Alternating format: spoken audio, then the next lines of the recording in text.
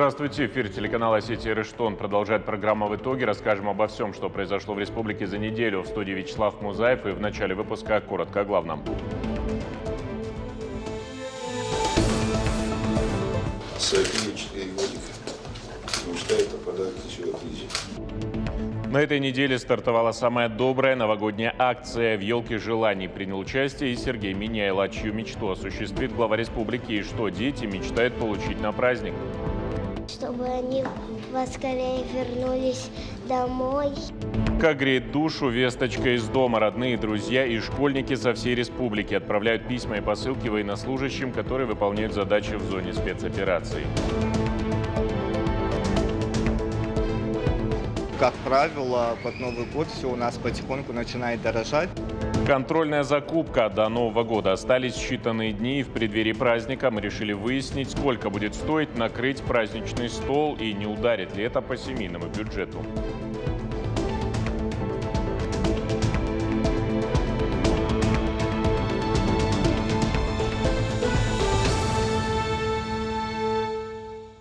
Во Владикавказе открылся штаб общественной поддержки кандидата в президенты Владимира Путина. Он расположен на улице Колка-Кисаева. Там проведут мероприятия, связанные с предвыборной кампанией. В их числе сбор подписей.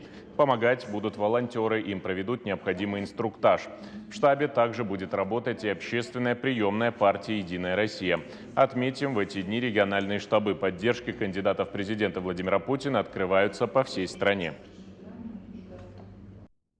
Созданы, свои отделения во всех районах республики, в городах, везде, и будем координировать, смотреть, соблюдать законность и порядок проведения выборов, чтобы все соответствовало законодательству. И, естественно, будем проводить агитационные мероприятия, связанные с предстоящими выборами среди коллективов, населенных пунктах, везде доводить до народа линию, которую мы поддерживаем, которую поддерживает президент нашей страны. 20 декабря в России отметили День работника органов государственной безопасности. С профессиональным праздником действующих сотрудников и ветеранов поздравил Сергей Миняйло. Глава отметил, во многом благодаря им наша большая и сильная Россия дает отпор врагам, посягающим на территориальную целостность, конституционный строй и безопасность нашей страны. На их плечах лежит огромная ответственность по защите суверенитета и национальных интересов России, обеспечению безопасности ее граждан. Эти задачи сотрудники спецслужбы с честью решали во все времена. Аллею и сквер чекистов торжественно открыли в районе Сапицкой будки. Весной ее заложили ветераны и действующие сотрудники управления ФСБ России по Северной Осетии. Высадили 80 деревьев, туи, голубые ели и кусты можжевельника. Территорию планируют благоустраивать. Там будет футбольное поле, площадки для отдыха. В церемонии участвовал Сергей Миняйло. Глава отметил, сегодняшнее событие даст начало новой доброй традиции. Этой аллеи не было. После сегодняшнего дня она появится. Так вот, наверное, это очень такая хорошая история. Почему? Потому что мы все не вечны. Дети взрослеют, мы стареем, да? Меняются поколения. Но какое бы государство не может существовать без своих атрибутов, в том числе и без силовых структур и правоохранительных органов. Поэтому, наверное, продолжение этой традиции будет уже в поколениях, которые придут на смену нам всем. Торжественной церемонией завершился год педагога и наставника. На сцене СОГУ выступил Государственный национальный эстрадный оркестр имени Кима Суанова. В гала-концерте участвовали преподаватели и учителя, проявившие себя в региональных и всероссийских фестивалях, олимпиадах и конкурсах. Они получили почетные награды. К гостям обратился Сергей Миняйло. Глава отметил, год педагога и наставника был продуктивным. В республике организовали много тематических мероприятий. Их будут проводить и дальше, потому что роль педагогов и наставников в жизни каждого человека принципиально важна. Почему мы разделяем два этих понятия педагог и наставник? Потому что наставник, он не только лекции читает, или учит он нас учит жизни, такой, какая она есть. И если это совпадает, педагог-наставник, то значит этому человеку повезло. Поэтому я хочу всех поздравить с тем, что мы этот год с акцентом на педагога-наставника провели очень достойно. Пожелать, чтобы у нашей подрастающей молодежи были наставники не хуже, чем они были у нас. Почти 27 тысяч участников и 214 первичных отделений. Движение первых в Северной Осетии набирает популярность. Этот год стал пилотным, но уже доказал свою эффективность. К движению присоединились активные, неравнодушные и талантливые ребята, объединенные общими целями и интересами, готовые стать той мощной двигающей силой, вокруг которой будет строиться будущее страны. Сергей Миняйло провел итоговое совещание, на котором обсудили итоги работы и планы на будущее. Движение активно реализует патриотические проекты, направленные на изучение российской истории, сохранение духовных ценностей, развитие науки и спорта и продвижение своей малой родины. С начала года провели больше 80 мероприятий, в том числе в районах. 5 проектов республики стали победителями грантового конкурса. Общая сумма призового фонда – 15 миллионов рублей. Но самое важное, по словам главы, возможность охватить полезной социальной работой детей. Надо расширять границы движения первых. И я вас всех хочу предостеречь и акцентировать внимание, что надо не административным ресурсом это делать, а мотивировать. У нас все возможности для этого есть.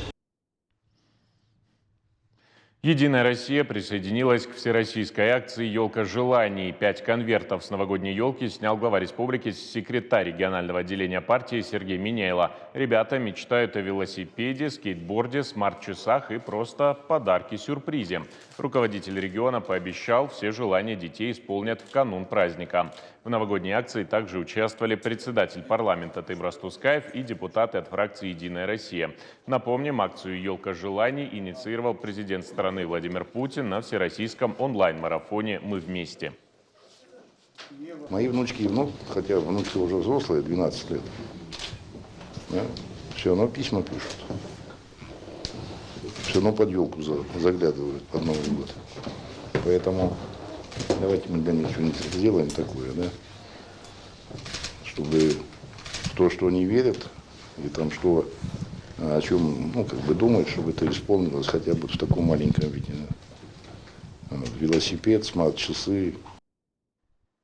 Борис Джанаев представил полпреду Юрию Чайке стенд Северной Осетии на выставке в форуме «Россия». Гостя встретили национальным танцем хонга. Юрий Чайка ознакомился с предметами истории и искусства, изделиями народно-художественных промыслов осетинских мастеров. Полпреду показали, как с помощью VR-технологий можно совершить виртуальное путешествие по основным туристическим маршрутам и пройти виртуальный квест по приготовлению осетинских пирогов.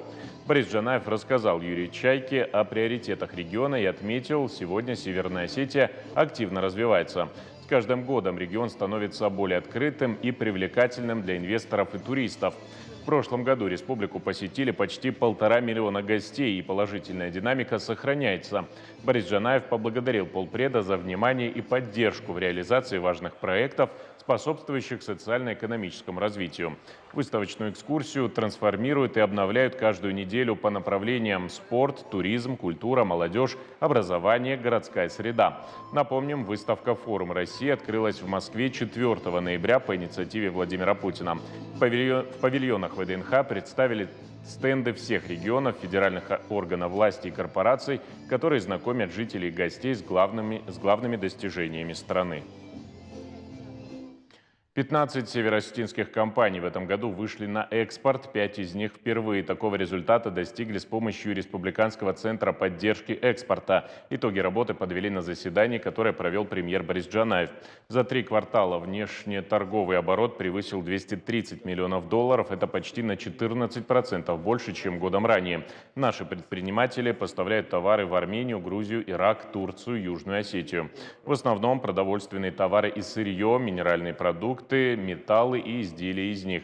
Хорошие показатели и в сельском хозяйстве. Республика в 4 раза перевыполнила план по зарубежным поставкам зерновых и масленичных культур, семенного картофеля, фруктов, воды и безалкогольных напитков. Борис Джанаев поручил и дальше поддерживать местных экспортеров.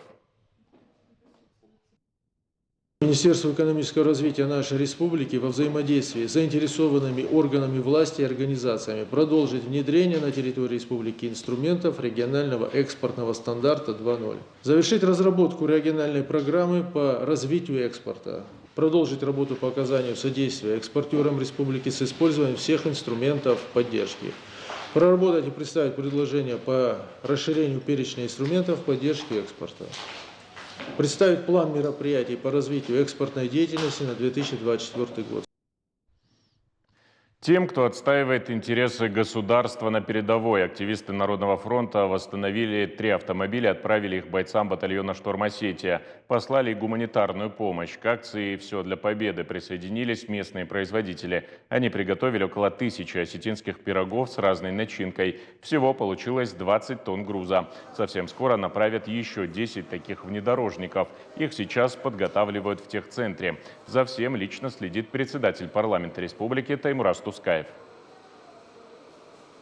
Само осознание того факта, что о тебе в далекой Осетии знают, не забывают и живут теми же проблемами, это сознание делает и наших бойцов сильнее, жителей новых территорий делает более сильными, потому что они знают, что сейчас вся Россия за них, вся Россия для них. Транспорт нашим бойцам очень нужен. Нужен, конечно, как и военная техника, так и внедорожная гражданская, потому что там очень много гуманитарных вопросов, вопросов снабжения. И, конечно, это очень актуально и своевременно. Наших бойцов на передовой поддерживают не только взрослые. Школьники со всей республики отправляют им письма с теплыми словами о том, как сильно их любят и ждут дома. Моя коллега Зоя Тараева расскажет, как собирают гуманитарную помощь в Алагирском районе. Мы знаем, что вам очень трудно, но мы уверены, что вы победите. Я точно знаю, что ты самый смелый, храбрый, отважный солдат. Трогательные слова, праздничные открытки и аппликации, сделанные самыми маленькими. То, что обязательно согреет сердце на передовой в холодные зимние дни. У многих ребят из 5-й Алагирской школы в зоне СВО служат родные и близкие. Поэтому подготовить подарки для бойцов к Новому году вызвались все. В стороне не остались и взрослые. В коробке со сладостями и поздравлениями вязаные шерстяные носки. Но самое заветное пожелание у всех одно. Чтобы они поскорее вернулись домой и не пострадали. Спасибо за то, что они нас защищали все это время. Искренне, с любовью, но уже более серьезно гуманитарный груз собирают в странноприимном доме «Ромашка» при храме святителя Николая Чудотворца Верхнего Бирокзанга. В канун Нового года школы, детские сады, волонтеры и предприниматели района передают на линию фронта крупы, домашние соленья, консервы, теплую одежду, окопные свечи и маскировочные сети. Плести маскировочную сеть могут даже дети. Прихожан и всех желающих учат прямо здесь. На изготовление одной нужно 3 дня. Цвет ленты подбирается по сезону. Наталья Пархоменко приехала из Черкесска. Женщина активно участвует в сборе гуманитарной помощи для бойцов специальной военной операции. С волонтерами из других регионов знакомится через социальные сети. Уже посетила Краснодарский и Ставропольские края. В Северную Осетию Наталья привезла все, что поместилось в автомобиль. Продовольственные товары, шерстяные нитки и печку-буржуйку. Ее специально для наших бойцов передали активисты из Армавира. Поддерживаем, чем можем. Это их мотивирует, что за них переживают, что они не одиноки. Вот. И если в тылу все спокойно, ребята знают, что им нужно вернуться домой, и там дома мир, покой. Они, получается, там меньше переживают за домашних. Уже в ближайшие дни активисты Народного фронта доставят гуманитарный груз нашим бойцам на передовую. Сбор организовали по проекту «Все для победы» при поддержке администрации Алагирского района и партии «Единая Россия». Проект он начался с первых дней спецоперации. и мы его не останавливаем вообще. Каждую неделю гуманитарный груз поступает к нам в исполком, ну и дальше мы его отправляем уже обычно ежемесячно, бывает и чаще, как только собирается машина, мы их отправляем на передовую непосредственно и в гуманитарный центр, и в части мы его доставляем практически всегда лично и помогаем нашим бойцам. Новый год совсем близко, и очень хочется, чтобы, несмотря ни на что, наши бойцы встретили праздник с теплом, заботой из дома и особой атмосферой. Зоя Тараева, Артур Гаглоев. Специально для программы «В итоге». Долгожданные ключи от квартир и денежные сертификаты получили еще 4 семьи. Это люди с инвалидностью и граждане, переселенные из аварийного жилья. Все стояли на учете в АМС и нуждались в улучшении условий. Ключи глава администрации Владикавказа Вячеслав Мильцахов вручил лично. Он поздравил новоселов с наступающим Новым годом, пожелал благополучия и счастья в новых домах.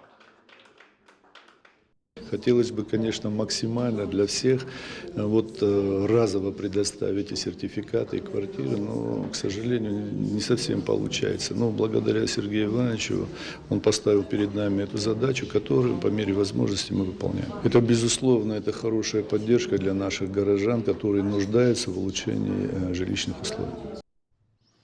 На неделе в соцсетях появилась информация о том, что в Бесланской больнице возникли проблемы с отоплением, а в палатах якобы невыносимо холодно. Но только проверка надзорного органа показала, нарушений нет. Тепло подают в каждое отделение. Так ли это на самом деле, выясняла Дзара Соколоева. Отопление ночью не холодно? Нет, нормально. Нормально, да? Горячо?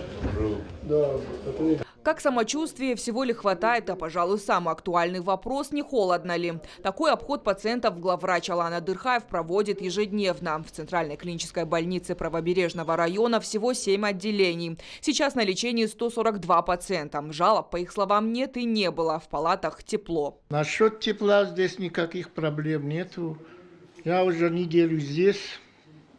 Вот вы сами сейчас видите, вот так жарко, тепло, все нормально. И здесь персонал очень хороший. Информация о том, что в инфекционном отделении длительное время нет отопления, распространили в соцсетях 18 декабря. Писали, якобы в палатах холодно, как на улице. По словам главного врача Алана Дырхаева, отопления не было всего пару часов 13 декабря. Тогда подрядчик менял фильтры в мобильной котельной. Ее временно установили, пока строили новую отопительную систему, которую, к слову, запустили в минувшие выходные. Кроме того, во время замены фильтров в отделении установили обогреватели и включали кондиционеры. Фильтра засорились. Ну, это чисто техническая сторона. Мы не обслуживаем эту котельную, это мобильная котельная. В аренду взяли эти управление капитального строительства. Ну, в течение 2-3 часов вопрос был решен. Но поймите, для того, чтобы прогреться, тоже какое-то время надо. Это же не так, ты вот включил его, и через полчаса уже все тепло стало. По требованию прокуратуры на место выехали специалисты регионального отделения Роспотребнадзора и сотрудники Центра гигиены и эпидемиологии. Им провели 10 замеров параметров микроклимата. Батареи при тактильных ощущениях горячие. Котельная на момент проверки работает. И результаты замеров микроклимата в вышеуказанных помещениях соответствуют санитарно-гигиеническим нормативам. Температура варьирует от 22,2 градусов до 23,7 градусов по Цельсию. По словам специалистов, отопление в больнице полностью исправно и работает в штатном режиме. Жалоб от пациентов тоже нет. Однако профильные структуры и сотрудники медучреждения будут и дальше мониторить обстановку. Дзара Соколоева, Заур Кудзаев. Специально для программы «В итоге». Там же в Беслане установили камеры видеонаблюдения на площадках для сбора мусора. Как говорят специалисты, решение поможет справиться с наболевшей проблемой с отходами. Мониторинг ведут в режиме онлайн. Теперь административная комиссия будет выявлять и штрафовать граждан, которые не доносят бытовые отходы до контейнеров или выбрасывают крупногабаритный мусор в неположенном месте. Камеры распознают и автомобильные номера. Владельцев будут привлекать к ответственности. Кроме того, мониторинг позволит контролировать заполняемость баков и их своевременный вывоз. Мы сегодня, оплачивая за вывоз бытового мусора, оплачиваем только за тот мусор, который у нас собирается вот в квартире, в доме. Но никак это не строительный мусор. Есть места стихийных свалок, где люди вот смотрят, видят, раз кто-то выбросил пакетик мусора, то можно выгрузить и самосвал целый. Все такие проблемные места нами мониторятся, мы их время от времени с огромными усилиями убираем, но эти камеры будут устанавливаться и в этих местах. Жители на окраинах станицы Орхонская много лет страдают от перебоев с водой. Люди не могут позволить себе элементарного бытового комфорта. Проблему должны решить новые скважины. Специалисты начали бурить. 150 метров из нужных 200 уже преодолели. Что еще предстоит сделать, узнавала Залина Калманова. Что такое вода в кране, жители на окраине Орхонки уже и не помнят. Цаля Гудишвили вместе с семьей живет здесь больше 8 лет. Чтобы элементарно постирать одежду, женщина вынуждена каждый раз ездить во Владикавказ. Привозной водой. Или включаем мотор при необходимости. Перебои в Орхонке проблема не новая. Из-за старых изношенных труб жителям много лет приходится периодически оставаться без воды. Особенно тяжело приходится на окраинах станиц. Главная причина перебоев с водой – изношенные водозаборные скважины. Они просто не выдерживали напора. Сейчас специалисты бурят новые, глубиной порядка 200 метров. Всего на этом участке будет 3 новые скважины. Первую уже пробурили на 150 метров. Специалисты говорят, нужно учесть все особенности объекта и не нарушать технологию. Самое главное – обеспечить жителей станицы качественной питьевой водой. Параллельным курсом будет вестись пока что работа по устранению наиболее аварийных участков. Но организацией ГУП ЭГВ была подана заявка в Министерство ЖКХ о необходимости реконструкции сетей водоснабжения станицы Орхонской. Я думаю, каким-то образом эти мероприятия будут включены в какие-то адресные программы, и проблема станичников будет снята. Работы планируют завершить в кратчайшие сроки. Обычно такие скважины бурят несколько месяцев, но специалисты республиканского предприятия водоснабжения и водоотведения обещают управиться за 2-3 недели и сразу же ее благоустроить. В планах сделать полноценный водозаборный узел. Залина Калманова, Алан Суанов. Специально для программы «В итоге».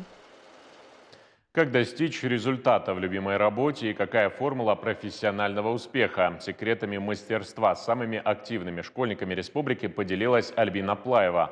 Формат диалога с заместителем председателя правительства Северной Осетии определили сразу. Открытый разговор, в первую очередь с человеком, не с должностью.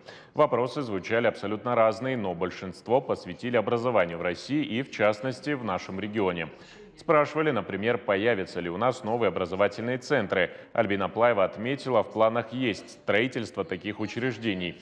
Также интересовались подготовкой к школьным олимпиадам. Для учеников эта тема особенно актуальна. Победителей всероссийских олимпиад зачисляют в лучшие вузы страны.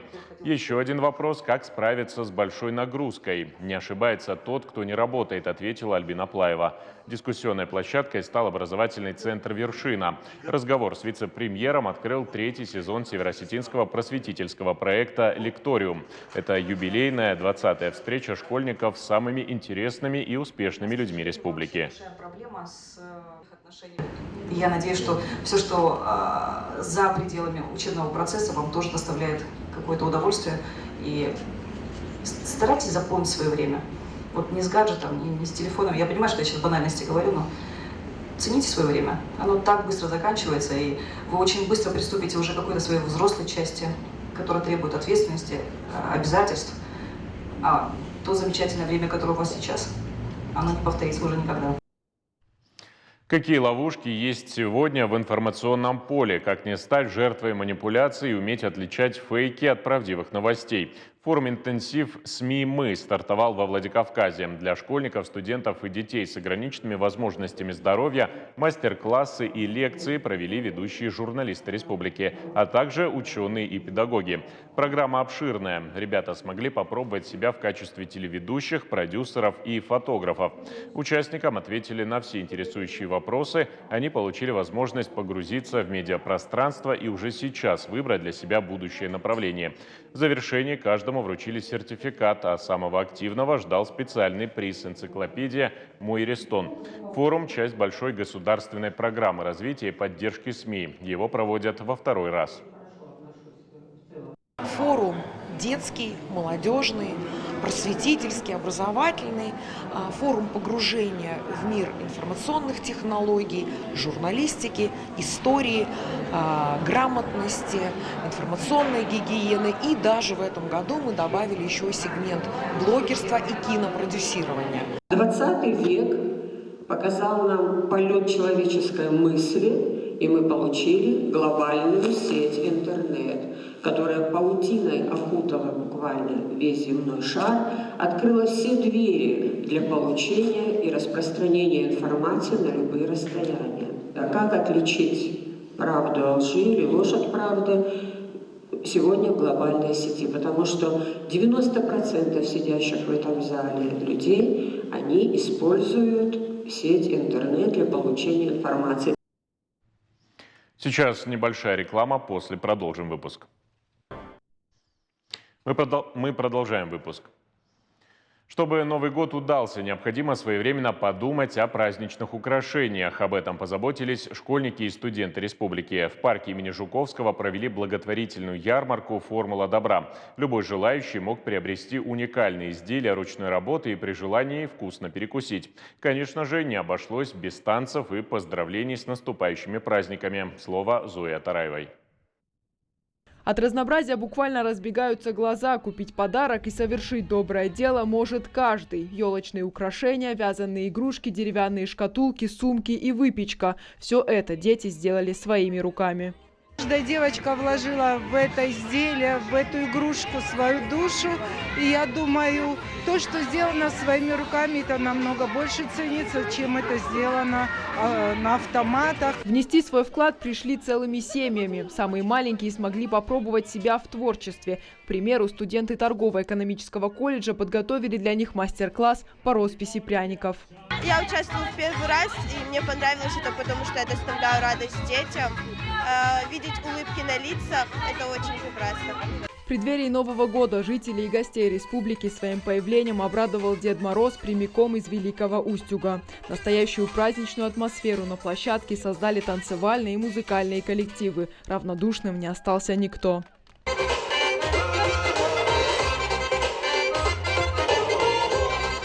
В ярмарке «Формула добра» участвовали учреждения специально-профессионального и дополнительного образования со всех районов республики. Гостей поприветствовала министр образования и науки Элла Алибекова. Безусловно, вся воспитательная работа, которая есть сегодня в системе образования в нашей стране, она направлена на то, чтобы формировать личность.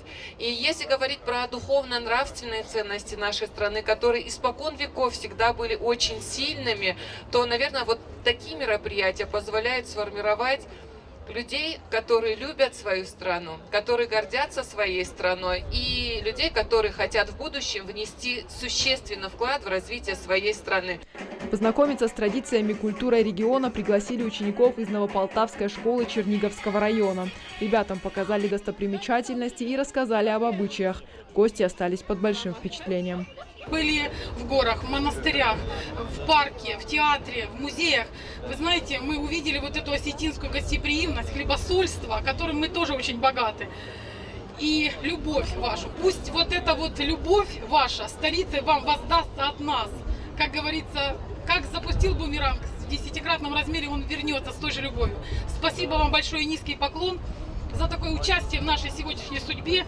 Все вырученные средства с ярмарки перечислят в благотворительный фонд «Иристон». Их направят на поддержку нуждающихся. Зоя Тараева, Заур Кодзаев. Специально для программы «В итоге». Они лучше других знают, в чем же на самом деле кроется секрет крепких семейных отношений. Те, кто регистрирует самые важные события в жизни человека. На неделе в России отметили День работников органов ЗАГСа. Праздник официальный и уходит корнями еще в послереволюционное время. В нашей республике это не только важная дата, а еще один повод для признания вклада сотрудников в благополучие общества. День, который определил судьбу, Фатима Чельдиева точно не забудет. Будучи еще студенткой, ее пригласили на регистрацию брака родственников. Процедура заворожила девушку. Она поняла, хочет быть частью этого таинства. Спустя несколько лет первый шаг на пути к мечте. Фатима получила работу – регистрировать рождение детей. Говорит, частенько оформляет браки тех, кого когда-то видела еще младенцем. Не перестает относиться к своему делу как к волшебству. Вот эта любовь Я не могу ее описать, как она меряется, как она формулируется или чем измеряется, но вот эта большая любовь проложила мне дорогу вот все эти годы к тому, что сегодня имею вот в своем таком багаже своей красивой, благородной и чистой работы. Запоминающихся моментов в работе очень много, теплых, ярких и полных счастья. Фатима вспоминает супружескую пару Пономаревых, проживших вместе больше 60 лет. Во время торжественной церемонии у них спросили, в чем же их секрет. Ответ отпечатался в памяти Фатимы. Никакого секрета, просто мы всегда любили и продолжаем любить друг друга. Так просто, но в этом вся мудрая жизни. И такие примеры вдохновляют молодых людей, только начинающих свой совместный путь. Это преемственность поколений. Это сохранение культурных и нравственных традиций и народа, и любой национальности, и культуры. Самое главное – культуры. И вот это, на этом тоже можно тоже делать акценты и больше приобщать молодежь к старшим. Ведь очень сейчас молодежь хочет услышать, как же им быть в каких-то вопросах. Они интересуются, они хотят опытных людей услышать от них, как же им быть, в какую сторону повернуть. Никогда не жалейте своих внутренних каких-то ресурсов, которые могут раскрыть перед ними жизненные дороги. Это очень важно. От старших очень много зависит. За неполный год в нашем ЗАГСе зарегистрировали почти 1600 браков и больше 4000 рожденных детей. Фатима делится, имена для малышей часто выбирают очень необычные и советует будущим родителям серьезно относиться к этому вопросу. Я хочу сказать, что вот просто нужно бывает задуматься. Как это будет ребенку, когда он вырастет, подрастет и будет взрослым человеком? Как будет сочетаться с отчеством, с фамилией? Подход должен быть такой глубокий, с пониманием. Работа в ЗАГСе Владикавказа кипит всегда. Это мы привыкли воспринимать его как место, где регистрируют браки. На деле здесь документально фиксируют практически все этапы жизни человека, от его рождения до смерти. И каждое имя бережно хранится на полках архива. Аббревиатура ЗАГС, как она расшифровывается, записи актов гражданского состояния, за ней стоит миллионы сотрудников ЗАГС. Это люди, которые все самое чистое, светлое и доброе отдают своей работе. Ведь вся жизнь человеческая от своего рождения, там, где рождаются дети, там, где рождается новая семья, везде сотрудник ЗАГС. И поэтому эти самоотверженные люди, это люди с большим опытом, это профессионалы высокого класса. Они сопровождают нас всю жизнь. Всю жизнь рядом, в самые важные моменты. Эти люди проживают каждую историю, помнят имена, точно знают, что нужно сказать и когда промолчать. Все потому, что к своей работе относятся вот так, с огромной любовью и уважением, спустя многие годы, как в первый день. Алана Томаева, Алан Суанов. Специально для программы «В итоге». Во сколько обойдется Новый год? В преддверии самого любимого праздника россиян мы решили посчитать, сколько денег придется потратить на праздничный стол. В списке популярные продукты, без которых не обходится ни одно застолье. Какой вышел средний чек и на чем удастся сэкономить, расскажет моя коллега Алина Цгоева. Что будете обязательно ставить на новогодний стол? Мандарины, апельсины, шампанское. Оливье. Что еще? Ну, само собой, оливье, холодец. Я думаю, как всегда, оливье, салаты, а потом, значит, из горячего что-то, потом холодец и наши традиционные пироги. А во сколько обойдется каждый ингредиент в нашем регионе, мы обязательно посчитаем. Но в среднем по стране семья из 4 человек потратит от 5500 рублей. Год назад сумма составляла 4994 рубля. Сколько мяса стоит говядина? 505 рублей на кости в среднем. А если курица, то 189 цена за килограмм. Стоимость продуктов для новогоднего стола в среднем за год выросла на 9,17%. Традиционно больше всего дорожают овощи, огурцы, помидоры, картофель, морковь, капуста. Связывают это эксперты с сокращением выращивания отечественных овощей открытого грунта. Потихоньку начинает дорожать. Это те продукты, которые обычно мы берем на Новый год к столу, скажем, к примеру, такие как яйца, мясо, колбасные изделия, консервация. Конечно, самым дорогим ингредиентом в этом списке получается десяток куриных яиц. Дешевле 135 рублей сейчас не найдешь. А для эталонного набора блюд, как в самом новогоднем фильме «Ирония судьбы», их вообще нужно 2 десятка. Самым дорогим продуктом для праздничного стола в расчете за килограмм, естественно, является красная икра. Она с ноября прошлого года подорожала на 7%, с 5-7 тысяч до 6,1 тысячи рублей. Но есть и продукты, которые за год немного подешевели. Так, картофель снизился, стоимость с 30 до 28 рублей за килограмм, упали цены и на майонез с 280 рублей до 276. Вот и получается, что, переводя на наш регион, средний чек на покупку в этом году подскочит аж до 8 тысяч рублей. Ведь многие привыкли делать сырные и колбасные нарезки. И какой Новый год без мандаринов и шампанского? Также некоторые семьи с детьми покупают к столу торты и конфеты. Это еще плюс 2000. Надеюсь, 5 хватит. Что могу, покупаю. Но не дешево, во всяком случае. Сколько готовы потратить на новогодний стол? Вот получу пенсию, да? Пенсия не хотя бы примерно. 1003 не больше. Больше не могу. 20-25. И сэкономить как бы не хотелось, не получится, говорят люди. Стандартное меню на то и традиционное. А в нашей республике еще и осетинские пироги. Главный атрибут любого праздника, и без него совсем никак. Если прибавить к полученной сумме еще примерно 1000, вот и получается, что новогодний стол в Северной Осетии обходится в среднем в 10 тысяч рублей. Алина Ацгоева, Алина Меликова, Сармат Сугаров. Специально для программы «В итоге». Купить пушистую красавицу и создать новогоднее настроение. В республике уже работают елочные базары. Выбор на любой вкус, ассортимент большой. Деревья привозят из Дании, Голландии, Канады. Правда, цена немного выше прошлогодней. При этом отечественные сосны остаются самым популярным вариантом. Алена Агаева продолжит тему. Это лесная красавица в высоту почти 5 метров. Пышная и яркая, ее привезли в Северную Осетию прямиком из Голландии. Такая елка обойдется в 40 тысяч рублей. Цены, конечно, изменились. Они с каждым годом меняются. Естественно, вырастают по закупочной цене. Но, тем не менее, стараемся не обижать ценами покупателей тоже. Ассортимент большой, выбор на любой вкус. Цена варьируется от высоты дерева. Так, в среднем за иностранную метровую елку придется отдать 15 тысяч рублей.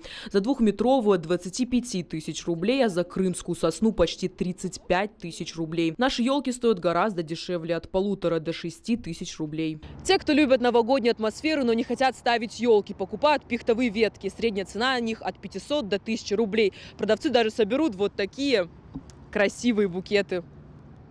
До Нового года осталось меньше 2 недель. Кроме елки нужно купить и новогодние игрушки. Декорации, шары, гирлянды из стекла, дерева, металла. Выбор огромный. Большой популярностью в этом году пользуются украшения в ретро-стиле. Весь Новый год был представлен с 15 октября, и у нас уже с октября начались активные продажи.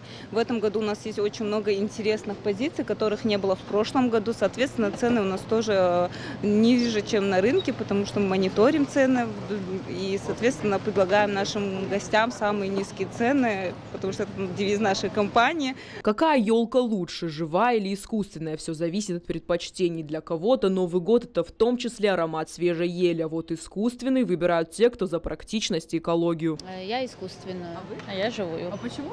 Я люблю запах елки.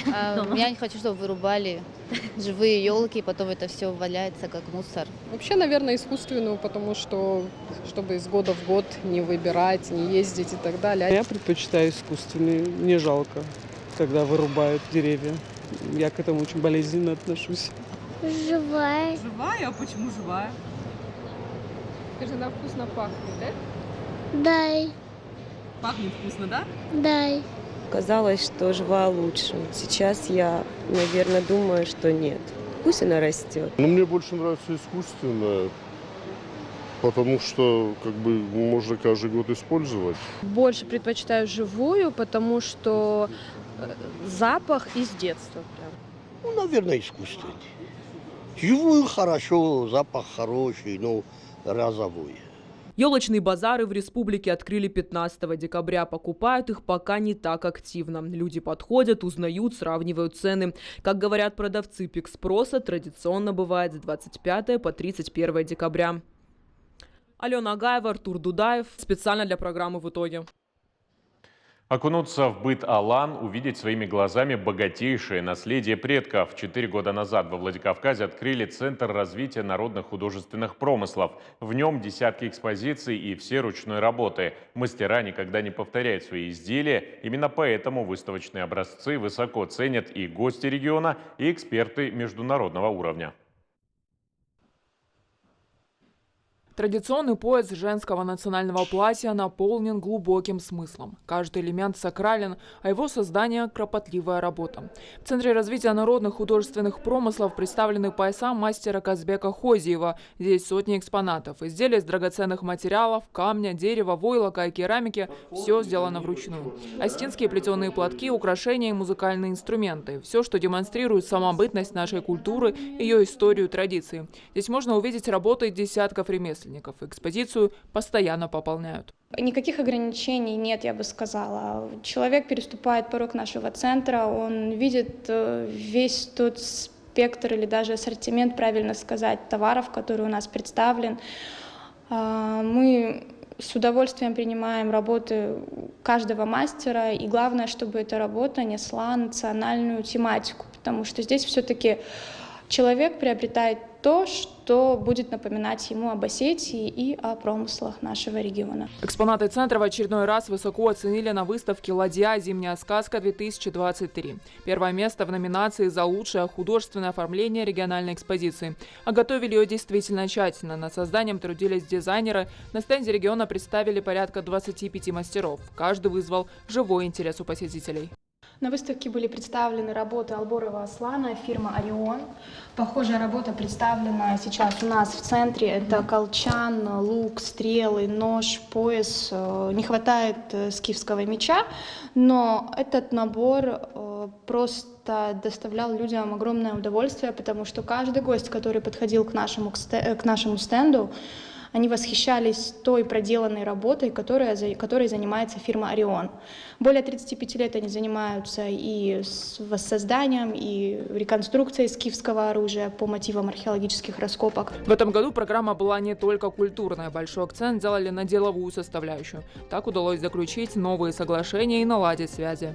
Дирекция гостиного двора, они пригласили нас в следующем году принимать участие на этом мероприятии. Ну и индивидуальные предприниматели, гости, которые проходили мимо экспозиции, они, конечно же, все восхищались и задавали вопрос, а не хотите ли вы, например, в следующем году принять участие в модных показах, например, костюмы Изольды Гагичаевой. Всю информацию мы, конечно же, привезли с собой, именно документальную, чтобы более подробно ее изучить. За 4 года работы Центр развития народных художественных промыслов стал площадкой для самопрезентации сотен ремесленников. Это не просто выставка, это место, где творцы могут заявить о себе. Задача центра – сохранение и продвижение богатых традиций Северной Осетии. Алана Томаева, Георгий Гагиев. Специально для программы «В итоге». Записать ребенка в секцию можно, не выходя из дома. На портале госуслуг появилась новая опция. Теперь выбрать интересующий вид спорта, подходящее время и даже тренера можно всего в несколько кликов. Это значительно экономит время родителей, которые без лишних хлопот могут найти полезное занятие для детей. Территориально, чтобы было близко и удобно, потому что не могу же я в одном конце жить, в другой конец возить, непонятно кому, как. А тут все выбрал, совпало и доволен. Услугой могут воспользоваться 85 регионов страны. Больше 3500 организаций спортивной подготовки уже подключились к системе. Подано больше 10 тысяч заявлений, а для записи доступно 74 тысячи мест. Наставникам эта опция облегчит работу и позволит не отвлекаться от тренировок.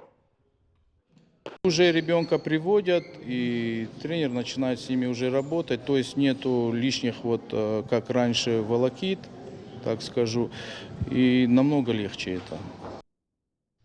Сильнейшими на всероссийских соревнованиях по ММА имени Абдулманапа Нурмагомедова стали спортсмены из нашей республики. 3 бойца, 3 места на пьедестале почета. В этом, говорят они, нет ничего удивительного. В течение года они упорно готовились к турниру, поддерживали друг друга, хотя понимали, в октагоне могут быть соперниками. О том, как побеждает дружба, расскажет Тамила Кцоева.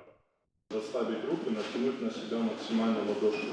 Я делаю, смотрите, второй шаг. Первые несколько минут тренировки после разминки спортсмены внимательно слушают наставника и выполняют все указания. Упражнения на реакцию, выносливость и, конечно, отработку ударов. Благодаря упорному труду эти молодые и амбициозные парни регулярно пополняют копилку республики золотыми медалями. Всероссийские соревнования имени Абдулманапа Нурмагомедова, которые прошли в Саратове 10 ноября, собрали сильнейших бойцов. Первое, второе и третье место забрали наши бойцы из клуба «Арс». Я настраивался, готовился к этому турниру, и в этом году получилось выйти в финал со своим другом, одноклубником Черменом Губаевым.